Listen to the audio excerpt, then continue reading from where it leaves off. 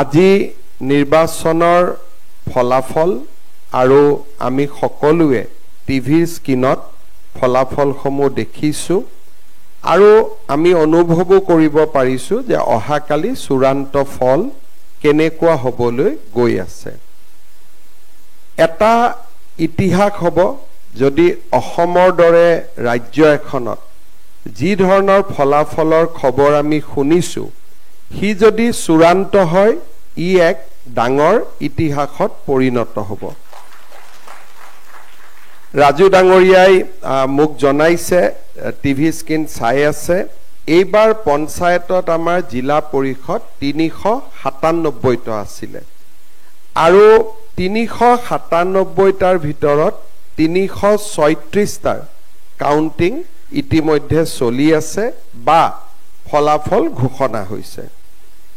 336টা সিটৰ ভিতৰত বিজেপি আৰু মিত্ৰ দল 283টা সিটত আগবাঢ়ি আছে। সো আমি যদি ইয়াক পাৰ্চেন্টেজলৈকে কনভাৰ্ট কৰোঁ ইট ইজ 83%। এটা ভাবিব নোৱাৰা সফলতা। আঞ্চলিক পঞ্চায়তত 700 আমাৰ 2192টা আমাৰ বৰ্তমানলৈকে যিটো আমাৰ টোটেল ইয়াৰ ভিতৰত কাউন্টিঙত বিজেপিয়ে বৰ্তমানলৈকে কাউন্টিং চলি থকাৰ ভিতৰত 690খন আঞ্চলিক পঞ্চায়তত আগবাঢ়ি আছে। কংগ্ৰেছে 51খন, AIDF-এ 10খন আৰু যদি আমি পাৰ্চেন্টেজ হিচাপত যাওঁ আঞ্চলিক পঞ্চায়তত আমি 91%ত আগুৱাই আছো। ৰাতিপুৱালৈকে বাকীকেইটা কাউন্টিং হোৱাৰ পিছত কি পৰিৱেশ হ'ব আজি আমি নকওঁ, কিন্তু নিশ্চিতভাৱে আমি এক সুন্দৰ বিজয়ৰ ফালে আগবাঢ়িছো। পঞ্চায়ত ইলেকশ্যন বিজেপিৰ কাৰ্যকালত আমি চৰকাৰ গঠন কৰাৰ পিছত এইবাৰ দ্বিতীয়বাৰৰ বাবে অনুষ্ঠিত হৈছে। যোৱাবাৰ বিজেপিয়ে জিলা পৰিষদত 50% আমি সিট লাভ কৰিছিলোঁ 50% আৰু আঞ্চলিক পঞ্চায়তত আমি 46% লাভ কৰিছিলোঁ। তাৰ মানে যদি আমি ধৰি লওঁ যে আমাৰ ৰেকৰ্ড কংগ্ৰেছে ভঙা নাই, আমাৰ ৰেকৰ্ড আমিয়ে ভাঙি গৈ আছো। শচীন তেণ্ডুলকাৰে যেনেকে নিজৰ ৰেকৰ্ড নিজেই ভাঙে তেনেকে আমি আমাৰ ৰেকৰ্ড ভাঙি গৈ আছো আৰু তেনেকৈ আমি আগলৈও নিশ্চয় আমাৰ ৰেকৰ্ড আমিয়ে ভাঙি গৈ থাকিম, বেলেগে ভঙাৰ সুযোগ নাপায়।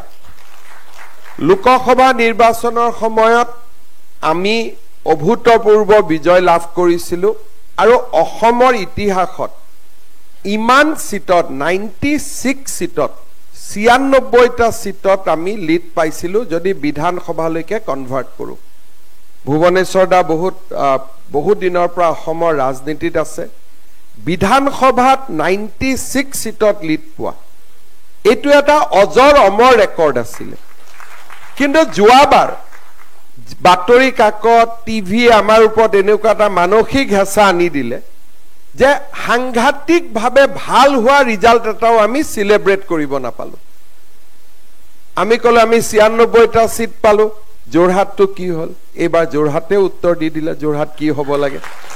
তাৰ মানে এনেকুৱা 100 কটো ৰিজাল্ট নহয়, 99 হ'ব। কোনোবা এটা জেগাতো আমি হাৰিম। হাৰাটোকে যোৱাবাৰ মিডিয়াই চলাই দিলে আৰু আমিও বিভিন্ন কাৰণত মানসিকভাৱে আমিও হেঁচাত আহি গলো আৰু আমি আমাৰ জিকা কথাখিনি আমিও ভালকৈ ফুটিও নকৰিলো, ৰাইজকো নকলো আৰু মনত যেতিয়ালৈকে বিহালী চামুগুৰিৰ ইলেকশ্যন হোৱা নাই তেতিয়ালৈকে মনত আমি হাৰা ধৰণৰ মনোভাৱ এটা লৈ থাকি গলো। আপোনালোকৰ যদি মনত পৰে যে লোকসভাত আমি এনেকে জিকিলো, আমাৰ দিনত লোকসভা কেইটা হ'ল? 2014ত হ'ল। বিজেপিয়ে কেইটা সিট পাইছিলে 2014ত? 5টা। 2019ত হ'ল। 2019ত আমি সকলোৱে মিলি 9 পালো। 2024ত আমি 11 পালো। কিন্তু 9 পাওঁতেও আমি ফূৰ্তি কৰিলো, 5টা পাওঁতেও ফূৰ্তি কৰিলো, 11টা পাওঁতেও আমি ফূৰ্তি নকৰিলো। সিদিনাখন ৰাতি মই মনতে ভাবিছিলো যে ইমান ভাল ৰিজাল্ট এটা আমি কৰিলো, কিন্তু আমাৰ পৰা যেন কোনোবাই জয়ৰ আনন্দটোকে কাঢ়ি লৈ গ'ল। আমাৰ এনেকুৱা পৰিৱেশ। আৰু তাৰ পিছত 4 মাহ 5 মাহ যেতিয়ালৈকে আমি চামুগুৰি জিকা নাই, বিহালী জিকা নাই, বঙাইগাঁও জিকা নাই, বা ঢলাই জিকা নাই, বা আমি আৰু এটা আমি চিডলি জিকা নাই, তেতিয়ালৈকে আমি এনেকৈ থাকি গ'লো যে আমি হাৰিছোৱে নেকি। কিন্তু আমি নিশ্চিত আছিলো যে অসমৰ ৰাইজৰ সমৰ্থন বিজেপিৰ লগত আছে। তাৰ প্ৰথম প্ৰমাণ আমি পাইছিলো যেতিয়া আমাৰ প্ৰাথমিক সদস্য পদৰ অন্তৰ্ভুক্তি হৈছিল সংগঠন পৰ্ব। সংগঠন পৰ্বত যি ধৰণে ৰাইজে বিজেপিৰ সদস্যতা গ্ৰহণ কৰিলে, আৰু আমিও যেনেকে ফিল্ডত নামি পৰিছিলো যে নহয় আমি সদস্য কৰিম, সংগঠন পৰ্বটো এটা ডাঙৰ টাৰ্নিং পইণ্ট আছিলে আমাৰ দলৰ কাৰণে। কাৰণ লোকসভা ইলেকশ্যনত আমি জিকিও হাৰা লাগি থাকিলে, কিন্তু লাহে লাহে সংগঠন পৰ্ব 5টা বিধানসভাৰ নিৰ্বাচনে আমাৰ মনত যথেষ্ট সাহস বঢ়ালে। এই নিৰ্বাচনটো আমি যি ধৰণে সকলোৱে মিলি শৃংখলাবদ্ধভাৱে খেলিলো, যেতিয়া কংগ্ৰেছৰ টিকট আহিলে মাৰামাৰি হ'ল, বিজেপি আটাইতকৈ বেছি টিকট দিছে, আৰু টিকট দিয়া সময়ত আমি ইমান ডাঙৰ মিটিঙো কৰা নাই। মইতো নিজে শাৰীৰিকভাৱেও নাছিলো, সভাপতি মহোদয় ফোনত এবাৰ দুবাৰ কথা পাতিছো যে এই নিয়মত আমি কৰি দিম, আৰু সুন্দৰভাৱে টিকট হ'ল, কোনো এটা গণ্ডগোল নহ'ল, সুন্দৰভাৱে প্ৰচাৰ হ'ল, সকলোৱে প্ৰচাৰত জঁপিয়ালে।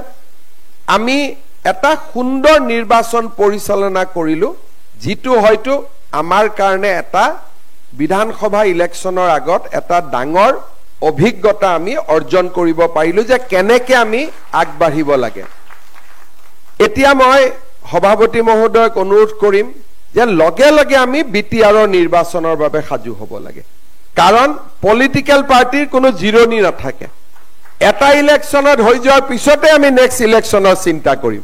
সেইকাৰণে মই ভাবো অহাকালি ৰিজাল্ট হৈ যোৱাৰ পিছত আমি ডেফিনেটলি দেশৰ পৰিস্থিতি যদি উন্নত হয় আমি আনন্দও কৰিম, কাৰণ আনন্দ কৰাতো কোনো বাধা নাই যদি দেশৰ পৰিস্থিতি ভালে থাকে। আজি ৰাতিটো কেনেকে পাৰ হয়, অহাকালি ৰাতিটো কেনেকে পাৰ হয়, ডেফিনেটলি আমি আমাৰ যিটো ভাৰতীয় সেনা বাহিনীৰ প্ৰতি যিটো আমাৰ শ্ৰদ্ধা, বা ভাৰত মাতৃ প্ৰথম, তাৰ পিছত আমাৰ দল, যিটো আমি সদায় কওঁ যে দেশ প্ৰথম, দল দ্বিতীয়, ব্যক্তি তৃতীয়, গতিকে আমাৰ কাৰণে দেশ প্ৰথম।